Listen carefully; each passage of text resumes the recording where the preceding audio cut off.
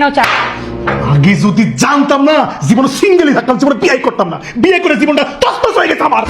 আচ্ছা, তোমরা জামাইরা যে সবসময় আমাদের বউয়ের উপরে মিথ্যা অপবাদটা দেও, ওই খুঁটাটা দেও যে আমাদেরকে বিয়ে করার পর তোমাদের জীবন তছনছ হয়ে গেছে। কেমনে তছনছ হয়েছে তোমাদের জীবন? হ্যাঁ, বিছানা থেকে উঠার আগে চা রেডি পাও, বাথরুম থেকে যখন বের হবা তার আগে কাপড় গুছা ইস্ত্রি করে রাখি, অফিস থেকে বাসায় আসার আগে খাবার রেডি করে রাখি, এসে খাও, তারপর বাড়িঘর সুন্দর করে পরিষ্কার করে রাখি যেন তোমার আসলে কোনো কষ্ট না হয়। বিছানায় যা যে ঘুমাও না, সে বিছানাটাও আমি ঝাড়ু দিয়ে রেডি করে রাখি। কেমনে তছনছ হয়েছে জীবন? হ্যাঁ, বাচ্চা পয়দা করছে, বাচ্চা লেগে জীবন আমার তছনছ হয়ে গেছে। সাতগেল কেউ কেউ কেউ বাচ্চা আমরা পয়দা করছি না? হ্যাঁ, আমরা করছি বাচ্চা নাও কেন? কাজে কি কবুল করার সাথে সাথে তোমার দুটা বাচ্চা ধরে দিছিল যে বাচ্চা নিয়ে যান, নেক্সট আসেন আরেকজন বাচ্চা নিয়ে যান। কি হয়েছে? বাচ্চা তো পয়দা করছো তোমরা, আবার বাচ্চার কথা মনে আসলো।